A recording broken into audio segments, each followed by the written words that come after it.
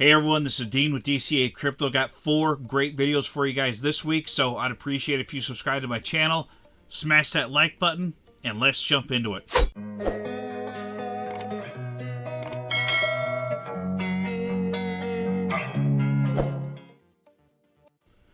Alright, we're doing the weekly crypto YouTuber update, or, kind of weekly. I don't do it every single week, but I try to do it weekly as much as I can, guys. Got 4 great videos for you guys to watch this week, so let's jump into it. The first video is by Crypto Crew University. This guy is, he's an interesting character. He pretty much just presents the facts of the charts. Sometimes it kind of sounds like he's really negative on a lot of things, but I guess he's just trying to be realistic, showing exactly what the charts have done and giving you kind of the odds either way of what could happen. So it is good information, but this video in particular, he sounds pretty bullish on this, and he's got some great information on the charts that, typically in the past, if Bitcoin has done this, it has always been a bullish move followed by a bull run move up in the charts after this move here that it looks like Bitcoin is about to make here, unless we get a big correction over the next day or so here. But I'm going to play a little bit of this video and give you my thoughts on it here. It's time for you to pay attention. The crypto markets are about to explode for the first time in over 200 days. Take a look at the facts. Here we have this red line, which has been acting as our resistance for 200 days, having the RSI on the weekly chart scaled down time and time again, getting resistance. At the same time, we have been holding this yellow line as support. Something's got to give. And for the first time in 200 days, we are about to have a break. If Bitcoin were to break above this red line, you're going to see prices explode. However, if Bitcoin were to breach this yellow line, you will see prices spiral out of control. In today's video, we are going to break down the latest facts so you can get ready for this explosion for the first time in over 200 days. Also in this video, we need to give the latest and greatest on the legendary stochastic RSI cross-up, one of the huge clues that's hidden in the chart right here. We're also going to give the latest and greatest on the Gaurdian channel, as quicksand has been taking Bitcoin by storm for the past 45 days. Is it going to get worse, or are things about to get much better? We have a ton to unpack. You better be sitting down. The market is heating up. All right, so this is a 39-minute video. Normally his videos are relatively short, less than 20 minutes. So he gives a lot of information in this. And right now, we are above that channel that he was talking about, above that red line. And if it holds in the past, it looks like a bull run is coming after that. So take a look at that video. It's got some great information in there. The last few minutes of the video really have some really good bits of information about what to watch out for. So we just got to hope for a good weekly close on Bitcoin coming up tonight in the UTC time. So let's jump into the next video here. So the next video is by Fire Hustle. She's got a great video here. I'll play a little bit of this and I'll give you my thoughts on it here. Please don't fall for this trap.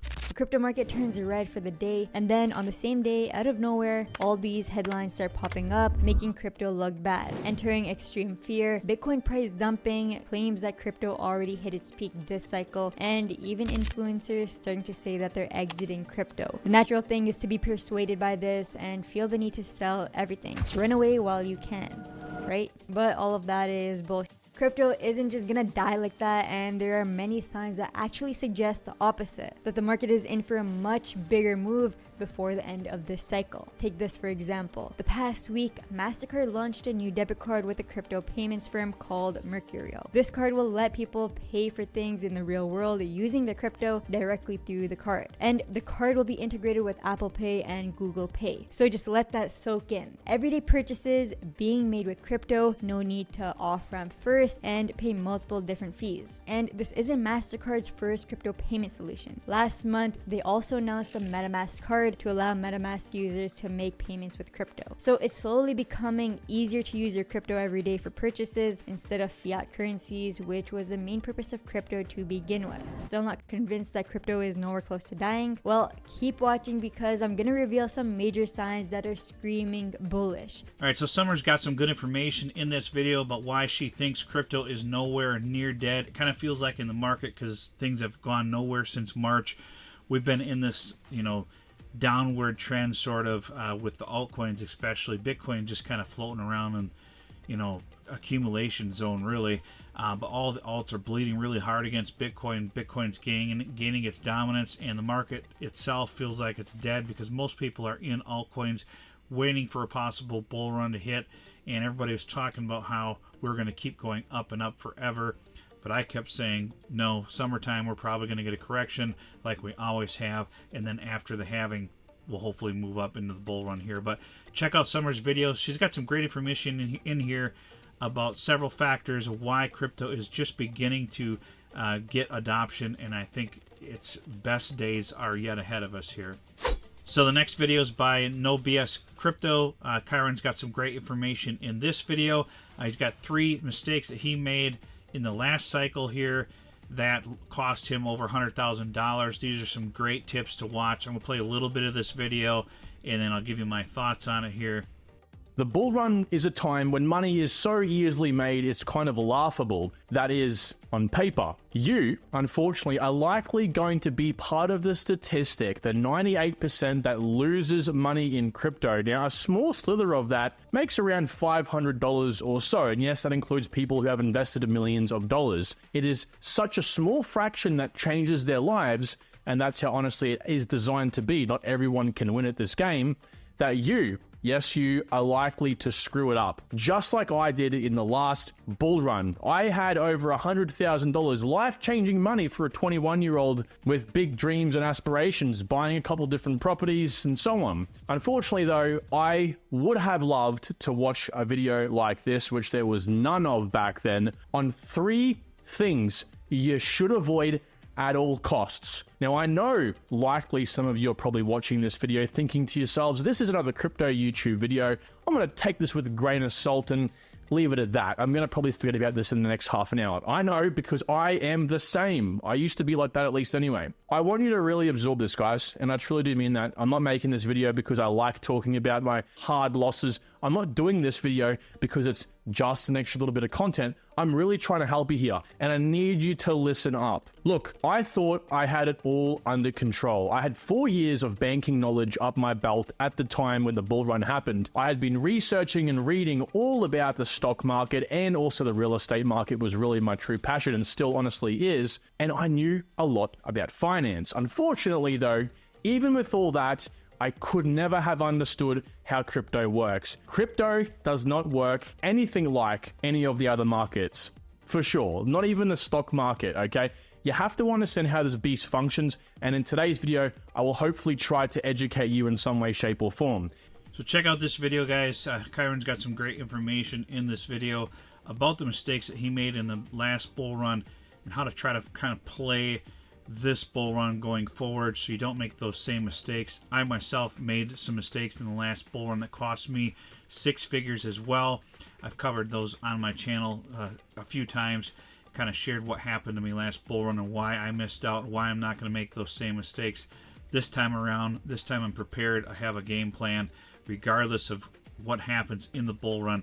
I've got a plan where I can continue to play the game no matter what happens in the cycle here. So check out Kyron's video, guys. Some great information in there for you.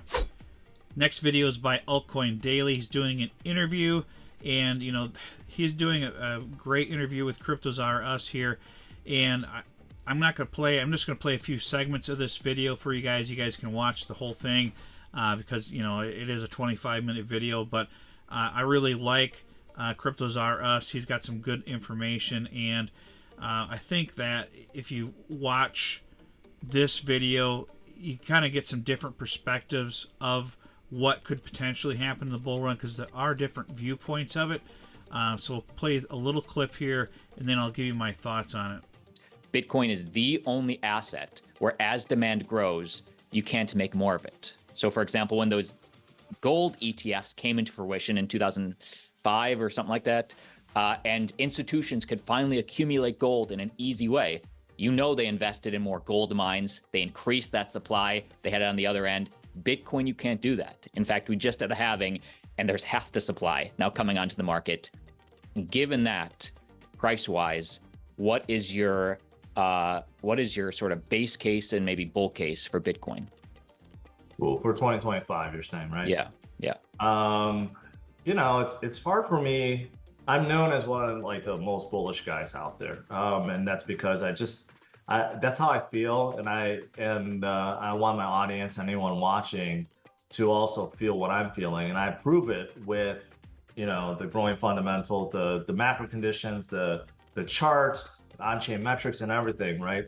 So it's hard for me to be bearish, but if I was giving a bearish guess at where Bitcoin would be by the end of 2025, let's say the worst case scenario, I would say worst case scenario by the end of 2025 would still be higher than where it is now. I would say we would probably be around the 70 to 80,000 mark, worst case scenario. But you know, best case scenario, I think we could be well above $200,000. I honestly think that we will end this year fantastic, and we will build upon that momentum next year. And you know, a lot of models and charts show that 200, 250, 300 is within, you know, the realm of possibility. And I believe that is where we're heading. What is your profit-taking strategy? Like, when do you sell your crypto, assuming that we see close to 200? Okay, so something new that I'm going to try this cycle is basically increase my cash pile percentage. So I think this is a really easy concept, and I'm gonna follow it, and I've been telling my audience this as well. So right now, I would say even in our current environment, having like 25, 30, 35% cash is smart, because when we do have these volatile periods, when we do have these big dips, you're able to buy the dip. You're able to continue to DCA as long as you have cash on the side, right? Now, if you think about it, as we go upwards, as we experience these tremendous price gains, as we move into 2025, that cash pile percentage is going to shrink. Forget the actual amount, but just look at the percentage. So if you start out with 25% cash, and then everything else in your portfolio starts going up, that 25% naturally will shrink to 20%, 15%, 10%, right? So I think a really easy strategy is to stick with the percentage. So as the market is going higher, as my portfolio is getting bigger, I'm gonna make sure that cash pile stays at the same percentage, which means it forces me to sell off and take some profits on everything that I have, and making sure that cash pile percentage stays consistent. Now, as we get higher, as Bitcoin reaches 175, 200, 250, I'm gonna make sure to increase that cash pile from that 25%, say to 35, say to 45, and maybe I go even really aggressive and go to 75, 80%. I don't think I'll ever try to time the market and say, at this point in time, I'm gonna sell off everything. So he's got a really interesting strategy here, and I think I've actually seen some videos with George talking about this from Cryptos RS, and it's really not a bad strategy if you think about it. So what he's saying there is he's got 25% in cash right now, and as his portfolio grows in price, so let's say that he's got $100,000 in the market. I know George has got probably millions in the market right now because he's a multimillionaire, but let's say it's $100,000 that you've got total. 25,000 of that is cash. 75,000 of that is crypto right now. Let's just say that were the scenario. Now, as your portfolio were to grow, let's say that your portfolio now grew to total of 150,000. Well, Now you need to cash out $12,500 to get you back to 25% cash. So you would have $37,500 in cash, and whatever the remaining amount is up to $150,000 in crypto. And if your portfolio were to grow to $175,000, then you would take out more in cash. So you still have 25% of your portfolio in cash. And when you reach 200,000 total portfolio, now you would have 50,000 in cash and 150,000 in crypto. And I think at that point, if you were to get up to like $200,000 for just an example, it might be you might start out with 10,000 and then end up with 20,000 for an example. But as you were to get to that point where your total portfolio doubled, maybe now you go to 35% cash and 65% crypto. So now maybe you have, if your portfolio is a total of 200,000, you decide to have 70,000 in cash and 130,000 in crypto. Let your crypto grow to 250,000, and you keep cashing out on the way up to 250,000. When you hit 250,000, make sure you still have 35% cash. So however that math works out, it's an interesting strategy to try. It's not bad. And maybe there's some kind of thing that you could do where, you know, by the time your portfolio were to fully 10x, maybe you're out 50% or 75% or something, whatever you want to do, whatever you think is best for you and you know what you're invested in and your goals for your portfolio for this bull run. But really interesting strategy.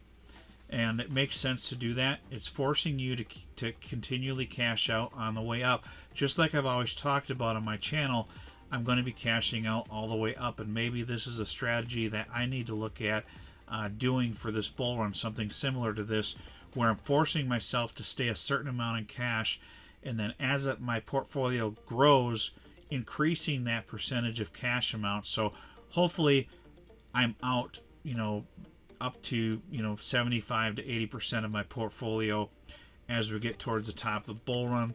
There's no guarantee of that, of course, because you don't know when the bull run's going to end, but that would be the goal, and be mostly cashed out by then. That way you're forcing yourself to take profits out and you don't lose your funds when you get these big crashes and the bull run's over.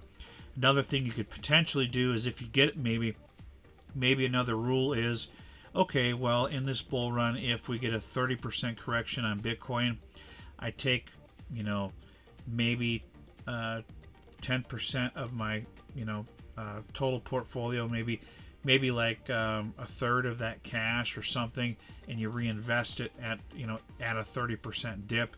And then if we move up, to the previous price point, like whatever it was before it crashed, the previous high, when it got up to there, maybe cash that out, that amount that you invested in, so that way you're taking some more profits out. There's certain things that you could do to try to guarantee that you're going to get profits out on the way up and still take advantage of the dips. Might be a good strategy to do that. So or at least take out maybe take out whatever you put into it, your initial in that dip. So if you put in 10,000 in that dip at 30%, once it gets back up to the all-time high that it was at before it crashed, then maybe you take out that 10% and and make sure you're keeping your ratio, whatever that is, for your cash at the same amount. But interesting concept, guys. I really think that these are 4 videos that should do really well for you this week. Some great information for you guys. I really appreciate if you subscribe to my channel. That's all I've got for this video, guys. I appreciate if you subscribe to my channel. Make sure you hit that like button for the YouTube algorithm, and we'll see you on the next video.